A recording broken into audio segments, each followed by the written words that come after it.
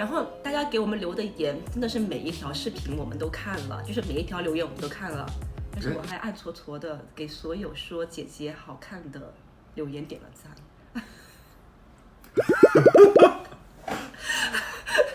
就应该我都点了。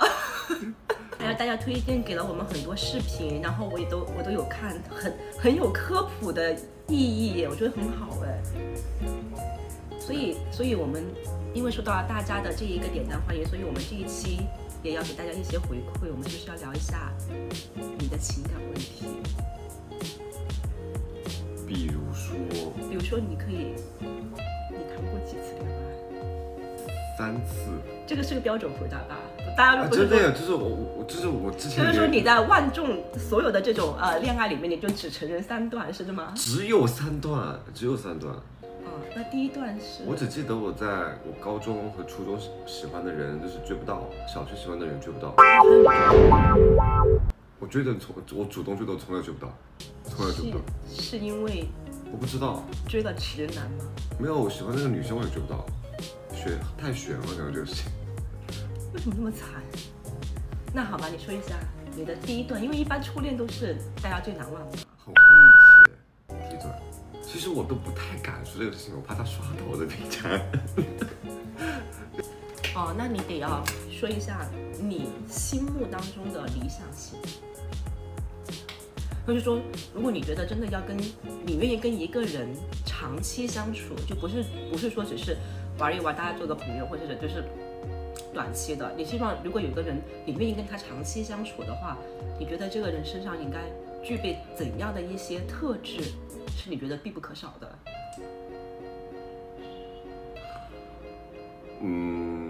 就像之前大家很喜欢说的一个点一样，就是有趣的灵魂。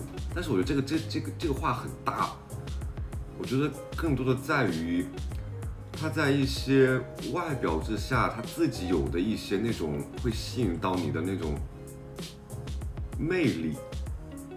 哦，我真的想到一个，就是一个心理学上面说的一个东西，就是你跟一个人在一起，除了这个人的硬件条件，还有就是软件条件可能会吸引到你的话，还有一个就是，如果这个人他弥补了一些你自己所欠缺的，但是你又特别想拥有的一些特质，他正好弥补了你就是人生短板的那一块的话，那他对你的吸引力就是非常非常大的。这个也是。从小缺失就是长辈对自己关怀的人，他可能就会更加喜欢年长的人，然后带给他的这一种体贴和呵护的感受，对不对？还有像我这种从小就是对自己要求比较严格的人，就是有的时候，如果那个人的性格随意一点、随性一点，我其实还吸引我的，因为我觉得这是我很想拥有，但是那个时候我自己欠缺的一块东西。然后这个东西对我来说就可能有很致命，不是随机就是随性，就是那个人他的很豁达的那种感觉。然后因为当时我缺失这一块，然后突然有一个人他有这一块东西的时候，那个对于我的吸引力是很致命的。其实一个人聪明会很吸引我哎。聪明，是不是那种智慧，就是那种好难说呀，感觉我语言组织能力又变差了。那你在你的这3段恋情里面，你觉得哪一段恋情给你的印象比较深刻，或者是这个人在他的哪个身上的那一个点，真的是你觉得到现在为止你回想起来都会觉得很吸引你的，你会觉得不管是爱他还是怎么样，你觉得很佩服？他们俩都比较稳重。这点很重要哎。因为我觉得到了人年龄大的时候，特别就像到我这个点里，我觉得在一起相处的话，舒服是很重要的，那个比激情重要多了。对，就是很舒服。不会让人感觉到不适，不管是你平时的在跟他在一起的时候，或者不在一起的时候，你们的交流和沟通，就是会让人很舒服。是的，这个是真的，对于长久稳定相处是一个很重要的特质。那你在跟他分手了以后，你用了多久才走出了这个情绪呢？或者说，因为失恋以后，特别是像这种感情戛然而止的情况下，戛然而止。很多人失恋以后是很上头的那个情况下是很难走出来的。你是怎么，一般你会怎么走出这段情感呢？哇，他跟我相处方式太舒服了，就是我跟他很懂彼此要说什么。我跟他提的分手那些，然后我就给他发了很长一段文字，他看完之后，他没有哭没有闹，那他真的很爱我，我真的感觉出来真的很爱我。他也给我发了很长一段文字，他从这个文字中表达出了，他说其实我感觉出来你在想什么了，只是我没有说，他不是在分手，他说感觉出了我最近我的对未来规划的想法。他说我们之间想法是有点不同。他说其实我希望你好了，但是我也很喜欢你，我不希望跟你分手。但是如果站在你的角度想，你的未来肯定会更重要，所以我支持你去做。就我们两个人就非常的平稳的就把这个关系结束了。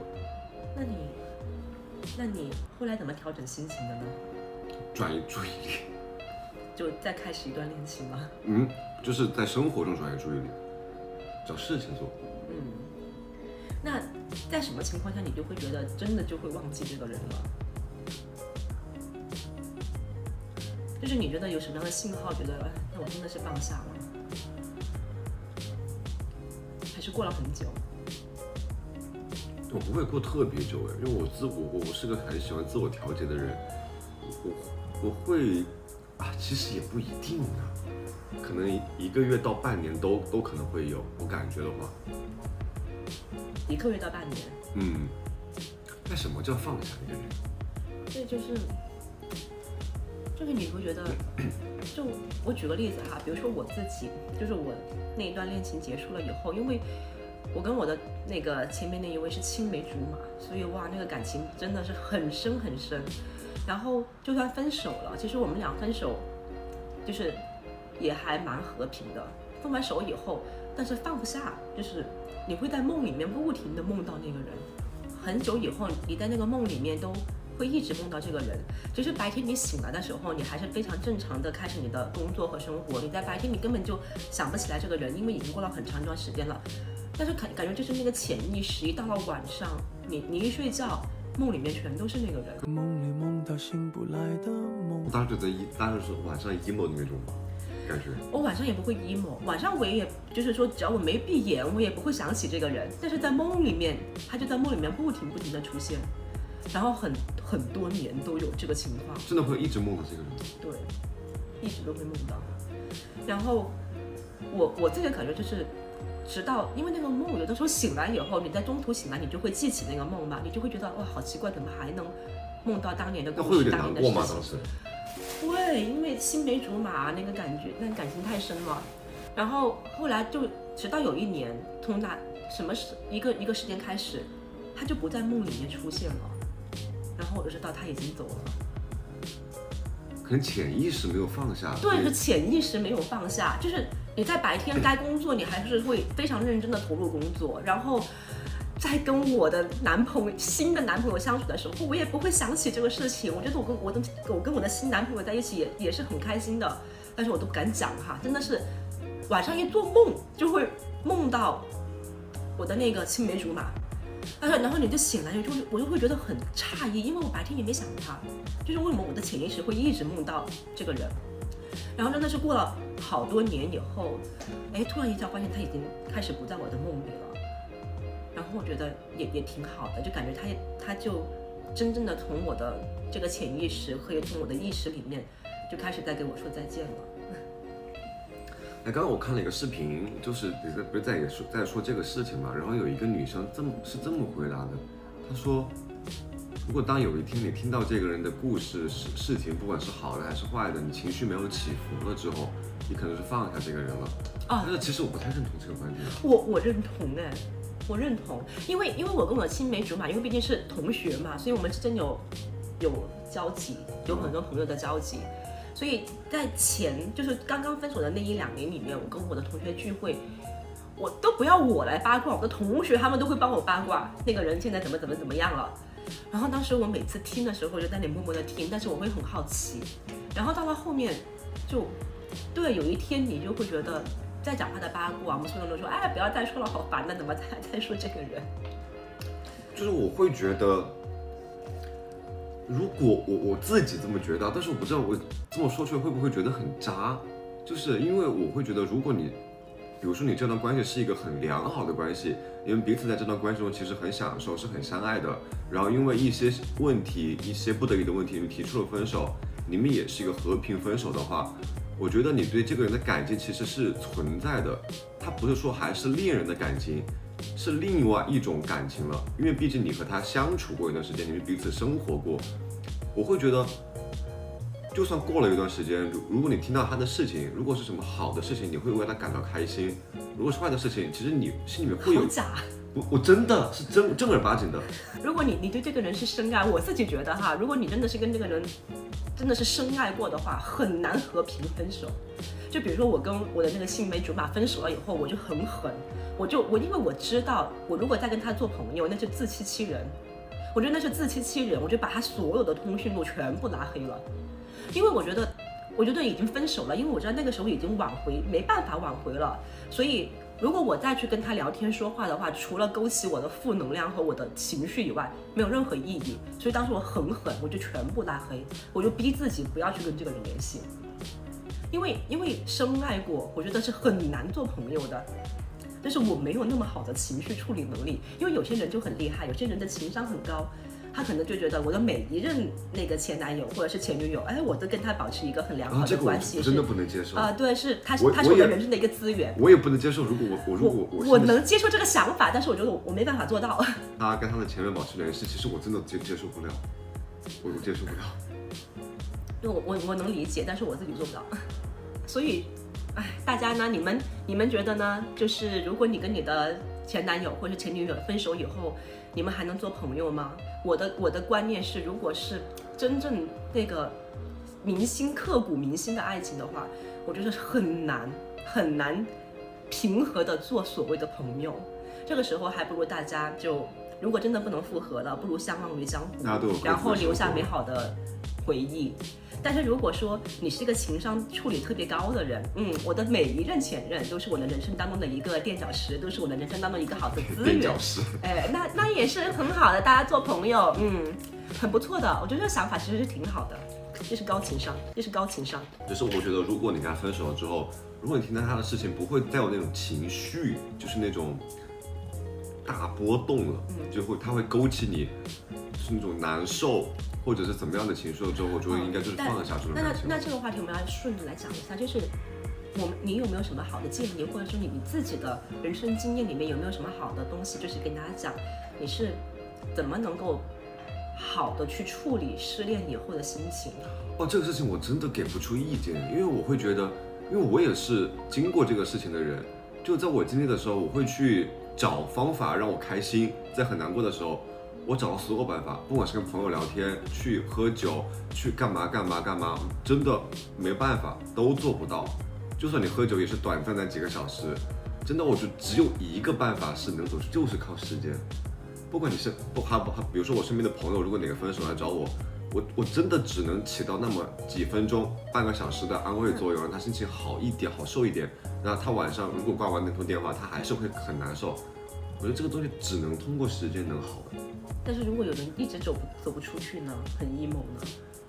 我觉得应该不会有人一直走不出去。有的，真的有，就很容易抑郁。你有看过一本小说？你肯定没看过，叫什么？35岁什么以后我还爱你，南康白起的。没有。就是他就是一直没有走出去，后来自杀。我说他也是大学的时候，他就真故事。这个人他就写了一本书，就是记录到他跟他的那个老公两个人的故事，全是真的，就是他记得生活笔记。虽然其实我能单纯这么说。虽然我能理解，就因为每个人不一样嘛。就比如说有些人分了手，可能他1-2天就好了，有些人真的是这样，有些人可能对感情是非常难忘的，他可能很久都走不出去。可能就是有下面就是情绪在这边的人，也有在这边的人都有。因为每个人所经历的时代，因为他那个时代在90年代，每个人所经历的时代和他接触的人，以及他所处的这个环境，和他自己的内在性格是否心思很细腻都有关系。所以你不能一概而论说这个人会偏激或怎么样，因为他在他的那个故事里面，他也一直都在试着让自己走出这一个状态，但他没办法，他很难走出来，他就是个心思很细腻的人，然后他就是一个非常，你看他那本书，你知道，就是他自己被困在了那个感情里面，对，他困在那个感情里面，他觉得实在是，他最后做出轻生的这个感受，就是因为他觉得太痛苦了，对，他想解脱，他太痛苦了，现在那种生不如死的那种感觉里面，所以这个不能一概而论。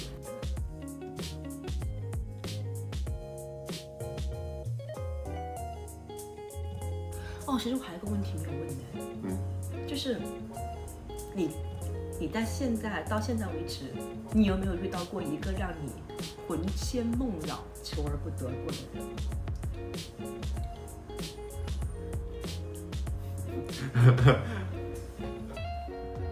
就是从小到大吗？对啊，就现在也魂牵梦绕吗？现在应该没有了，就当时，对，很印有象很我深刻。初中我初中，初三，初二、初三，就是我从转变的那段时间，那对你喜欢的第一个男生，OK， 你能给我讲下那个故事吗？我好想看见那就是耽美照进现实。